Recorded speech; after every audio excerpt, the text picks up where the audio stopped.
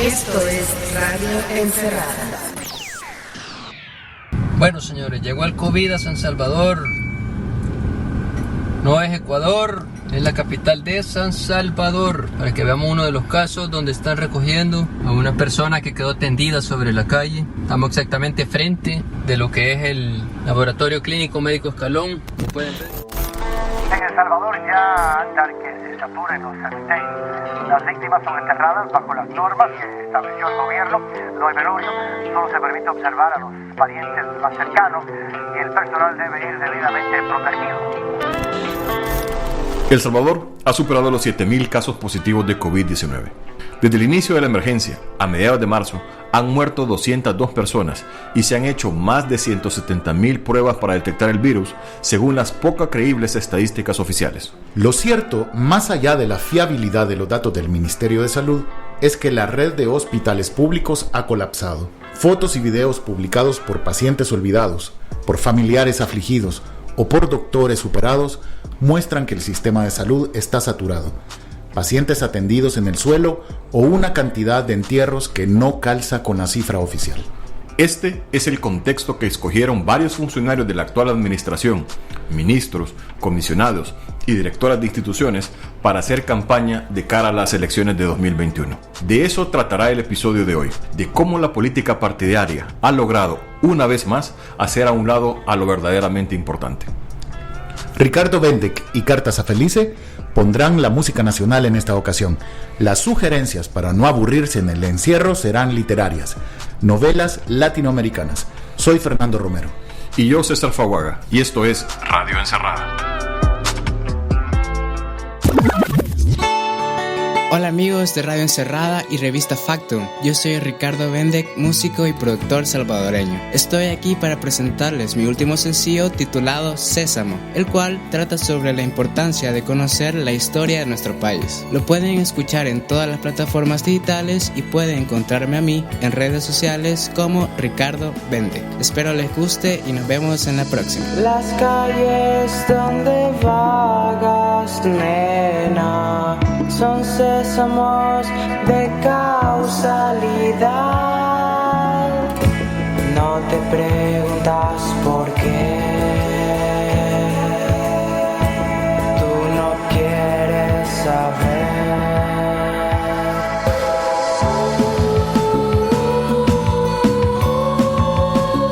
La avenida está acá.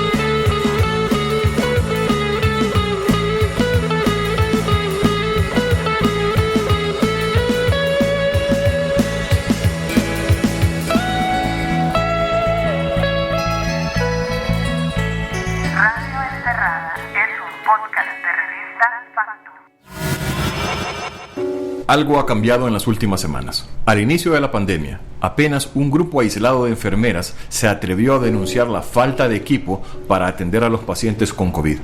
Pero ahora es común ver más expresiones públicas y en redes sociales, médicos que se quejan por la propaganda oficial que pinta una realidad distorsionada o que anuncian el colapso del sistema público de salud. A las fotos de pacientes en el suelo a la entrada del Hospital General del Seguro Social se suman las imágenes de las filas de personas desesperadas por comprar oxígeno para sus familiares. Esta cara del COVID, difícil de ocultar hasta para la más aceitada maquinaria propagandística, comienza a ser aceptada por el gobierno. Pero aceptar este colapso conlleva, según el gobierno, retrasar la segunda fase de la anunciada reapertura económica, prevista para el 7 de julio y que permitiría la apertura de restaurantes, activación de servicios profesionales y el regreso del transporte público. Nuestra periodista Loida Martínez Avelar con el reporte. Los datos importan. Este es el reporte actualizado del COVID-19 en El Salvador. Casi 4 meses después de declarada la pandemia de COVID-19, el Ministerio de Salud le ha permitido a sus expertos, a sus especialistas, hablarnos sobre el comportamiento del virus en El Salvador. Este jueves 2 de julio, el doctor Rolando Macís, jefe de epidemiología del Ministerio de Salud, explicó en conferencia de prensa cuál ha sido el comportamiento del virus y cómo han ocurrido los picos de esta enfermedad cuyos casos se han multiplicado en las últimas semanas. El doctor Macís explicaba un poco que antes de la reapertura económica existían 105 casos confirmados a diario. Sin embargo, después de que inició la fase 1 de apertura económica, los casos se multiplicaron y pasaron a ser 298 diarios. Él explica cómo se hace este cálculo matemático de identificar el número de contagios y él explica que en 3 días los casos se duplican. Lo primero que tengo que comentarles es que vamos a hacer un comparativo de cómo estaba El Salvador hasta el momento en el que finaliza la cuarentena. Teníamos 98 casos. El pico más alto había registrado 105 casos para el día 9 de mayo de este año. Los invito a que pensemos cómo estamos hoy. Hoy tenemos 264 casos y el pico más alto se registró el día de ayer con 298 casos. La diferencia simplemente ha sido la cantidad de personas que hoy se encuentran en la calle, que es evidente para nosotros y para ustedes, que se traducen en el tráfico, que se traducen en los supermercados y en todos los lugares de convivencia humana donde ahora pues prácticamente no hay ninguna regla. A la luz de esto yo tengo que explicarles qué es el número reproductivo básico. El número reproductivo básico es un número teórico que le dice a usted cuántos casos espera a partir de una persona enferma. Le voy a poner un ejemplo. Si el número reproductivo básico es de 1.33 y hay 100 enfermos en un país, mañana van a haber 133. Pasado mañana van a haber 166. En 3 días van a haber 199.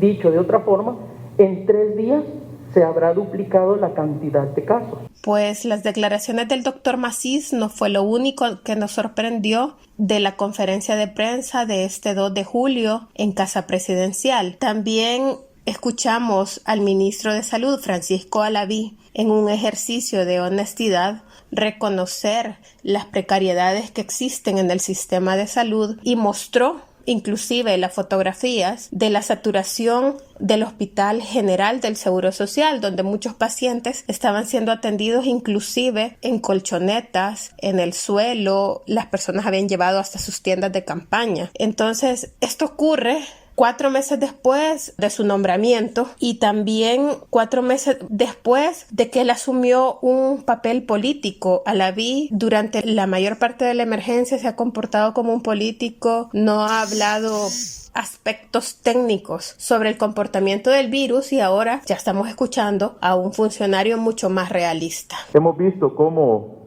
posteriormente de continuar esta tendencia, ¿qué vamos a observar? Vamos a observar imágenes donde los hospitales se encuentran saturados. Esa es la realidad. Estos son los hospitales. Esto es lo que está sucediendo a nivel de nuestro territorio. Hospitales que están a punto de colapsar, hospitales que están totalmente llenos. La siguiente foto, por favor. Veamos cómo definitivamente todo esto es lo que está sucediendo a nivel del país. Y eso no se puede hacer y de ninguna manera controlar porque la enfermedad precisamente genera complicaciones. La única manera de poder evitar que esto continúe es disminuir la exposición, y todas las estrategias que van enfocadas a aperturas económicas van en contra de esa disminución de la exposición. Respecto a la reapertura económica, el ministro de Salud, Francisco Alaví, lo resumió con una frase. Él dice que lo conveniente es evidente. Al referirse a que el número de contagios han incrementado, a él le parece que no es adecuado que se reinicie la fase 2 de la reapertura económica. Hay que recordar que los datos oficiales señalan que hasta este momento existen 7.267 casos confirmados de COVID-19 en El Salvador, una cifra similar de casos sospechosos que son 7.842. Los fallecidos son 202. Sin embargo, tenemos que recordar que Factum tuvo acceso a un memorándum enviado a las direcciones regionales donde se señalaba que habían ocurrido 600 inhumaciones con protocolo COVID de casos sospechosos y confirmados. Por eso es que siempre le ponemos un marcador a estas cifras, porque al final no existe la certeza que sean las precisas, las exactas, porque hay muchas personas en El Salvador que están contagiadas y que no han sido reportadas porque no les han hecho la prueba. Sabemos que el incremento de la exposición pues conlleva el incremento de casos. El sistema de salud se encuentra a punto de colapsar. Hemos visto cómo los diferentes países pues se encuentran también frenando esas aperturas. El caso de Costa Rica ayer bastante específico por el incremento de casos que han tenido, y en ese contexto incluso el mismo gremio médico el día de ayer leía información por parte del doctor panameño en la cual decía que no era conveniente una fase 2 de apertura porque eso conlleva a mayor casos de contagio. Definitivamente esto no está en discusión, los demás países lo han demostrado, estamos en una situación crítica en el incremento de los casos de COVID, sabemos que el sistema de salud pues se encuentra en un punto bastante complicado, estamos a punto de colapsar, las camas hospitalarias se encuentran saturadas, los pacientes siguen llegando y hoy por hoy creo que la evidencia ya está clara en la cual no debemos buscar otra explicación si sabemos que la exposición incrementa los casos confirmados y tenemos casos confirmados que están poniendo en serias complicaciones al sistema de salud. Lo conveniente es evidente y es no apertura o no avance al fase. No lo digo yo, lo dicen los diferentes expertos, lo dice el sistema de salud que está ante una situación bastante complicada y creo que todos los salvadoreños sabemos que a mayor exposición vamos a tener mayor cantidad de casos. Hay un ejercicio muy interesante que está haciendo la alcaldía de Soyapango, que es ir a buscar a los enfermos casa por casa, medirles la temperatura, hacerles las entrevistas determinadas. Y ellos así han encontrado a nivel municipal 400 casos sospechosos. Habrá que esperar si las autoridades de salud, así como el doctor Alaví comenzó a hacer ya el ejercicio de honestidad para hablar sobre las precariedades, nos dice la realidad sobre las cifras y nos habla también del nuevo hospital de CIFCO, sobre el cual no tenemos aún detalles sobre los tratamientos, números de pacientes que están siendo atendidos y si tienen ya el personal adecuado, que es la base de un hospital. Un hospital no solamente es una pared pintada, una infraestructura. Un hospital tiene que tener personal. Ese es su corazón. Y con esto regresamos al estudio. Jajaja, linda gente, hermosuras y chuladas. Somos Cartas a Felice desde la radio encerrada con este pequeño sencillo que se llama El Alacrán Tarín Tarán de nuestro nuevo material, La Lotería, que ya se viene a final del año. Y para este día, por favor, háganselo bonito, escuchen la radio encerrada. Un gracias muy fuerte y un gran abrazo a la revista Factum que nos ha invitado. Los queremos un montón.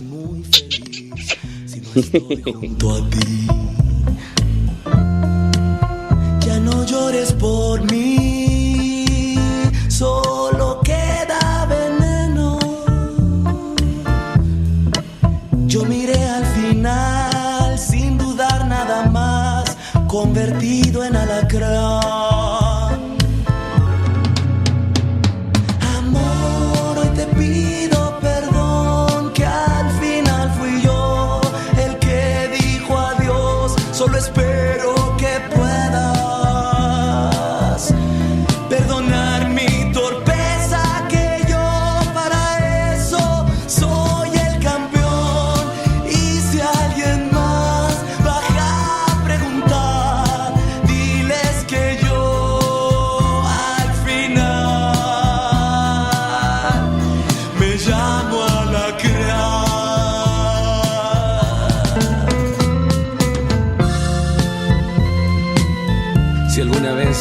te ocurre volver, entierra esa idea, por favor, en lo más profundo de aquel árbol en que nos besamos, en que fuimos novios, en que nos juntamos. Deja el pasado en paz, corazón. Ya vuelve a amanecer, solo queda silencio. Un par de patas más, mis tenazas que ya no te van a apretar. Amor, no me digas que no, si al final fui yo quien te dijo adiós. Solo quiero que puedas perdonar mi torpeza, que yo para eso soy un campeón. Y si alguien más baja a preguntar, diles que al final fui yo. Yo fui el alacrán.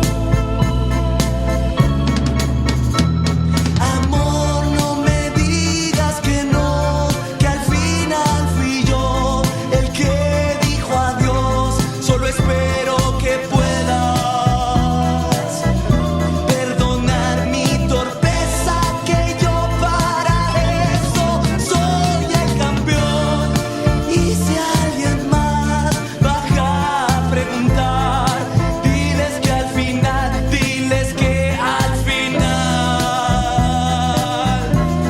me llamo Alacrán.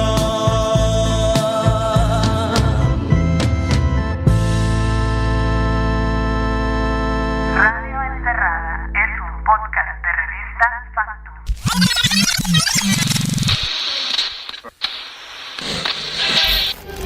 Hoy vengo a pedirles de corazón, y ya puedo hacerlo. Vengo a pedirles el voto para que me den más diputados, porque necesito gobernar con tranquilidad y cumplirle a todos los salvadoreños el resto de promesas en el plan de gobierno País Seguro, por el cual ustedes votaron en el año 2004. El Salvador será la tumba donde los rombos terminarán. La voz inconfundible de Antonio Saca. Era a finales de 2005, previo a las elecciones municipales y de diputados de 2006. Entonces Saca no estaba preso por haber confesado un millonario desfalco al Estado salvadoreño. Entonces Saca era presidente de El Salvador y de su partido Arena.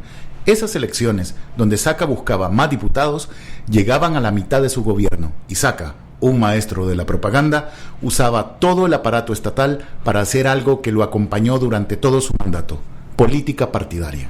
Saca, evidentemente, no ha sido el único presidente de la República / dirigente político que se ha prevalecido de su cargo para fines políticos partidarios, pero sí había sido el más burdo. Hasta ahora, en las 2 últimas semanas, funcionarios del actual Ejecutivo han anunciado su intención de lanzarse como candidatos a diputados y alcaldes en las elecciones de 2021, después de un año en el cargo que les ha servido para promocionarse públicamente. Y lo hacen sonrientes en fotos publicadas en sus cuentas de Twitter en medio de la emergencia por COVID-19. Quiero darle la palabra a un gran empresario de nuestro país, un empresario con conciencia social, alguien que evidentemente creo que no votó por nosotros en las elecciones, pero yo hice un llamado a la unidad y no fue del diente labio, es en serio. Ahí después nos peleamos en las otras elecciones que tal vez ya no iban a ser en febrero del otro año. Así como va esto, no sabemos qué va a pasar. Dejemos la política, las ideologías a un lado, y esta es hora de unirnos para salvar a nuestro país. La maldita hemeroteca nos recuerda estas palabras del presidente Bukele. Fueron parte de la cadena de televisión y radio del pasado 21 de marzo, cuando el gobierno ordenó la primera cuarentena obligatoria que duró un mes. Dejemos la política, las ideologías a un lado, dijo entonces Bukele, pero como él mismo señaló esa vez, todo fue del diente al labio. A él se suman Luis Rodríguez, comisionado presidencial de proyectos estratégicos, Suezi Callejas, ministra de Cultura, Yesenia Hernández, viceministra de Desarrollo Local, y Marcela Pineda, directora del INJUVE. Mario Durán, ministro de Gobernación y también cercano a Bukele, ha anunciado su intención de ser alcalde de la capital, San Salvador. La Constitución salvadoreña esa que varios precandidatos del partido Nuevas Ideas han dicho que quieren cambiar, establece una serie de prohibiciones para los funcionarios públicos. Una de ellas, subrayada en el artículo 218, dice que los funcionarios no pueden prevalecerse de sus cargos para hacer política partidaria. Eduardo Escobar, abogado y director ejecutivo de Acción Ciudadana, lo explica. Bueno, sobre este tema, creo que de lo que se debe de partir es que la Constitución prohíbe a los funcionarios y empleados públicos prevalerse del cargo para efectuar política partidaria. Esto incluye sin duda la propaganda electoral. Y esto pasa porque dentro del funcionamiento del Estado, los diferentes empleados y funcionarios deben de dar y mantener una impresión de imparcialidad y de profesionalismo en el desempeño del cargo. Entonces eso es un tema de generarle confianza a la población de que son funcionarios del Estado y no de un partido político. Junto con esto, hay que recordar que la Constitución plantea que los funcionarios y empleados públicos están al servicio del Estado y no de una fracción política determinada. En esa medida, el que se utilicen recursos intangibles del Estado o tangibles para efectuar campaña electoral es prevalecerse del cargo, en primer lugar, y en segundo es utilizar recursos públicos para fines distintos que los intereses colectivos. En esa medida se está vulnerando este principio básico del funcionamiento de un Estado democrático, que es el funcionamiento adecuado del Estado sin intereses partidarios. La Constitución también señala la prohibición que tienen algunos funcionarios del Ejecutivo, los ministros, por ejemplo, para buscar una diputación y establece en qué condiciones esto sí puede ser posible. Le pedimos al doctor Germán Rivera, abogado constitucionalista, que nos ampliara este punto. Primero, el tema es que la Constitución prohíbe que cualquier funcionario público se prevalezca del cargo para realizar actividades político-partidarias que tengan por objeto potenciar la presencia de un partido, de un candidato o de un programa, más allá de lo que tiene que ver con la función propiamente pública. Es decir, la función pública es neutral y por lo tanto el funcionario no debe aprovechar ese cargo para utilizar su tiempo, recursos, medios y empezar a generar algún tipo de atención del electorado en relación a cierta preferencia. Eso está prohibido en el artículo 218 de la Constitución. Luego, el artículo 81 también nos señala los tiempos de la campaña electoral, de manera que independientemente de si es un funcionario del Ejecutivo o de cualquier otro órgano o un particular, no podrían hacer campaña si no es de acuerdo a los periodos previstos por el artículo 81. Esto es, 4 meses antes de las elecciones presidenciales, 2 meses antes de las elecciones para diputados y 1 mes antes para las elecciones a miembros de consejos municipales. Ahora, las personas tienen derecho a asociarse libremente para constituir partidos políticos, para ingresar a partidos políticos, para postularse a cargos de elección popular, de los previstos en el artículo 80 de la Constitución, o incluso para postularse a cargos de elecciones de segundo grado. Eso es parte de su derecho. Sin embargo, cuando nosotros pensamos en un candidato del Ejecutivo que está promoviendo su perfil a partir de estar ejerciendo un cargo y utilizar los medios del cargo, los recursos que el cargo le proveen, eso automáticamente está prohibido por la Constitución. Una elección interna de un partido, el candidato, la persona lo puede hacer, pero sin utilizar, repito, ninguno de estos insumos, ninguno de estos medios, y sin divulgar a la generalidad esa intención, porque él tendría limitado esa facultad. Ahora, si él resultara por el partido electo como candidato a diputado, vendrá el proceso de inscribirse dentro del Tribunal Supremo Electoral, cumpliendo con todos los demás requisitos. Para eso, él tiene también un periodo. Ahora, el artículo 127 de la Constitución dice que los ministros, viceministros no pueden postularse al cargo de diputados si han ejercido dicho cargo los últimos 3 meses antes de la elección. Esto es claro. Si él quiere hacerlo, debe renunciar al cargo para poderse postular. ¿Qué tal, Fer? ¿Cómo estás? Primera vez aquí locutando en Radio Encerrada. ¿Cómo estás? Muy bien. Gracias a toda la audiencia. Es parte de la serie de rotaciones que ha dictaminado el técnico. Claro.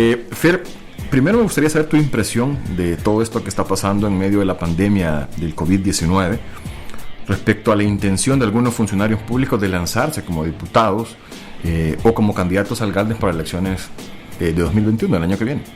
Yo lo que creo, a primera vista, cuando ves en redes sociales, por lo menos no han ocupado televisión y radio, porque es obvio que eso es prohibido por el Código Electoral. Todavía no estamos hablando de una elección general, popular, estamos hablando de elecciones primarias dentro de los partidos políticos. ¿Tienen derecho a promocionarse? Sí, en sus partidos políticos. ¿Tienen derecho a ser candidatos? Sí, en sus partidos políticos. Pero estamos viviendo precisamente un tiempo de mucho luto, no solo de una emergencia sanitaria.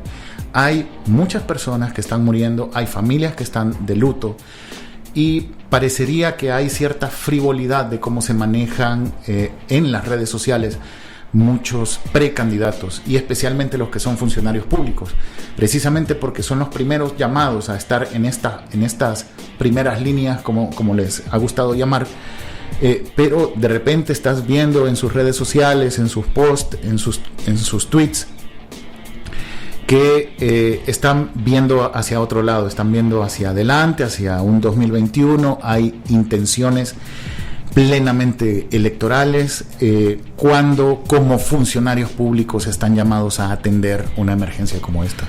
Hay un punto que creo que hay que destacar, y ya lo decía tanto Eduardo Escobar como el doctor Rivera, es, primero, Eduardo Escobar señalaba una cuestión que para mí es fundamental, que tiene que ver con prevalecerse del cargo. No podemos olvidar, creo en este caso, que las personas que están anunciando que quieren ser diputados han tenido una exposición pública que no se puede comparar a otras exposiciones públicas, porque son parte del Ejecutivo, manejan un caudal económico para promoverse bastante importante. Están y han estado en los últimos meses, en el último año, en el primer año de este gobierno, en primera línea, como vos decís. Se han estado exponiendo y ahora mismo anuncian, y a un cargo que no llegaron por elección popular. Hay que decir que como ministros, que como directores de instituciones, como comisionados, nadie los eligió, sino que fueron puestos por el presidente Bukele, pero han aprovechado todo este caudal político que han ganado en este año para buscar un cargo de elección popular. Y eso sí creo que me parece importante, y creo que por ahí es el principal señalamiento del uso de los recursos públicos de los salvadoreños para promocionar en redes sociales y en donde sea estas candidaturas. No, precisamente eso. También poder ver esa diferencia de recursos comunicativos, comunicacionales que tienen los funcionarios, precisamente porque sus cuentas son oficiales, precisamente porque tienen per se miles de seguidores en esas cuentas, y por lo tanto su difusión se hace mucho más amplia que cualquier otro candidato. Y vámonos al mismo Nuevas Ideas, porque no es solamente para su base de Nuevas Ideas, esta promoción es general. Claro, precisamente porque se está dando en redes sociales, cosa que la Asamblea va a tener que hacer un mea culpa, porque han pasado años desde que ya tenemos redes sociales, desde que empezamos a usar el Facebook, el Twitter, y a la Asamblea nunca le dio por regular este tipo de mensajes proselitistas también en las redes sociales. Todavía estamos en la era de, por lo menos en el Código Electoral, de lo que se prohíbe en la calle, pinta y pega, la televisión y la radio. Eso te iba a preguntar, Fer, ¿qué dice el Tribunal Supremo Electoral? ¿Qué dice la jurisprudencia del Tribunal Supremo Electoral respecto a este tipo de campaña? Porque mucha gente, y en esas me incluyo, podría pensar que esto es campaña electoral adelantada. ¿Pero qué dice la jurisprudencia? Mira, así parecería, pero como te dije en un principio, los candidatos, los precandidatos tienen derecho a promocionarse, a hacer un proselitismo interno, para lo cual hay ciertas reglas. Por ejemplo, no usar medios de comunicación de amplia difusión, porque le está llegando a una masa que no es tu base. Existen mecanismos de cómo poder llegar a tus propias bases, de cómo poder hacer proselitismo interno dentro de tu partido, lo cual está totalmente permitido, es parte del ejercicio de derechos que tienen los precandidatos. El punto es que precisamente estás usando un Twitter, estás usando un Facebook que tiene amplia difusión, entonces como te digo, eso no fue legislado, han pasado tantos años y ahora estamos viendo quizás esas consecuencias de por qué no haber también metido regulación legal en ese punto. Entonces, de alguna manera es como que se estén aprovechando estos vacíos de ley para hacer una difusión amplia y a la cual no la puede definitivamente atacar el TSE porque no hay jurisprudencia sobre eso. La hemeroteca de esta vez, porque siempre es increíble, ¿verdad? En las últimas semanas hemos traído del pasado reciente, del pasado de hace algunos meses, algunas frases del mismo presidente Bukele que nada más demuestran la incongruencia con la que se baña todos los días. Y en esta ocasión trajimos una de ellas que hace referencia al inicio de la cuarentena, cuando decía que no importaba las elecciones. Y sin embargo hemos visto la cantidad de recursos que se están utilizando para promocionar. E incluso hemos visto también fotos de correligionarios de Nuevas Ideas reunidos en las actuales circunstancias. Otra incongruencia que demuestra romper la distancia o romper las medidas para evitar los contagios del COVID. Pero bueno, más allá de eso, el presidente decía, olvidemos de las elecciones, no sabemos incluso si serán en febrero del año que viene. Respecto a esto, Fer, ¿ha habido alguna comunicación oficial del Tribunal Supremo Electoral para decir que las elecciones van a cambiar de fecha o se aplazarán debido al COVID-19? En ningún momento. Siempre se tuvo en cuenta la posibilidad, el organismo colegiado del tribunal siempre ha estado abierto a la posibilidad de alguna posposición de fechas según la emergencia se vaya comportando. Digamos, ese anuncio de flexibilidad siempre se dio desde el principio de la emergencia, pero hasta el momento el calendario electoral ha seguido marchando tal cual. Este julio son elecciones primarias en todos los partidos políticos. Nuevas Ideas la tenía el 12 de julio, la cambió para el domingo 19 de julio, que va a coincidir con las primarias del FMLN, que también son el 19 de julio. Iban a coincidir los tres con Arena, porque también la tenían para el 19, pero Arena recién la cambió para el sábado 25 de julio. Por lo menos digamos, estos tres protagonistas de electores que más jalan, partidos que más jalan electores, esas son las fechas en que van a hacer sus primarias. ¿Por qué? Porque ya para el 4 de agosto tiene que haber un cierre de padrón, y ya tiene que empezar a haber candidaturas en concreto, porque son las que se van a oficializar ante el tribunal para que puedan existir todos estos listados que van a ir a las papeletas. Es decir, todo el calendario electoral está ahorita trabajando para que el 28 de febrero de 2021 haya elecciones de diputados y alcaldes. Hay que recordar que las elecciones de febrero del año que viene, si se mantiene todo igual, porque de momento no ha habido ningún cambio, serán de nuevo por rostro. Las papeletas serán enormes, serán unas auténticas sábanas que tendrán los rostros de todos estos candidatos, y por eso también es otra de las cosas importantes que hablemos ahora de la promoción que puedan tener un candidato respecto a otro. La capacidad que tiene económica es importante, y más aún, si esta depende del Ejecutivo, si esta depende de lo que nosotros como ciudadanos pagamos en impuestos.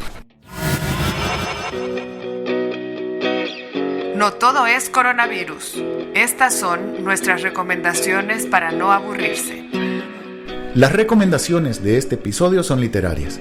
3 novelas latinoamericanas para leer en el encierro. Alejandro Salamanca es profesor de filosofía y colaborador de las tertulias literarias de la Biblioteca Florentino Idoate de la UCA. Hola amigas y amigos de Radio Encerrada, les saluda Alejandro Salamanca, profesor de filosofía y colaborador de las tertulias literarias de la Biblioteca Florentino y Doate, en las que ustedes pueden participar dándole like a la página de la biblioteca en Facebook. Estas son mis 3 recomendaciones de novela latinoamericana contemporánea para leer en este encierro. Con la primera novela nos vamos al norte, a las tierras veracruzanas de la escritora mexicana Fernanda Melchor. Su novela se titula Temporada de huracanes y es una obra que ya se ha traducido a muchos idiomas y está ganando varios premios internacionales.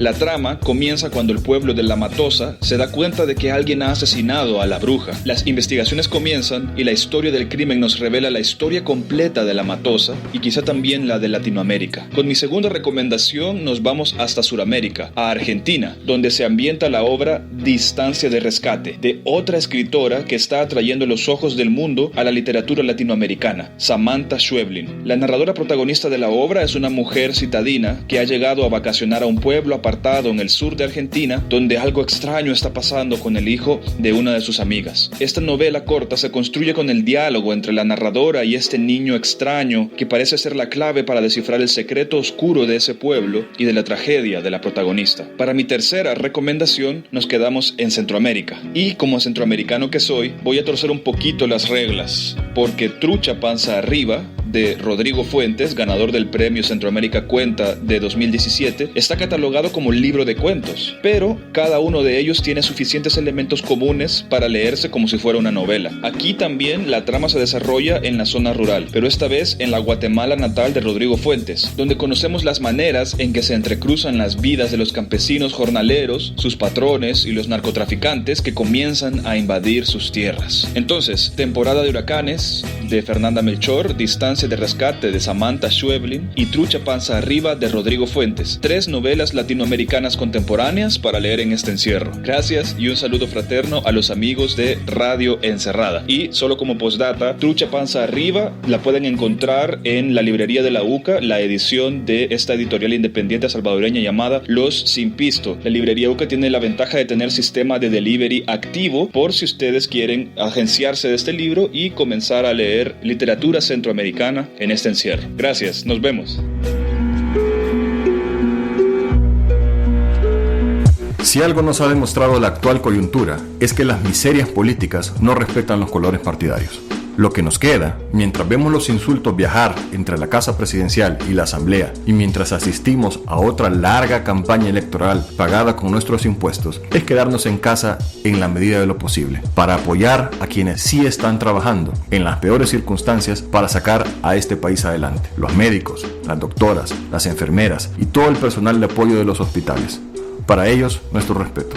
Es todo por hoy y por favor, lávense las manos. Radio Encerrada es un podcast de revista Factum.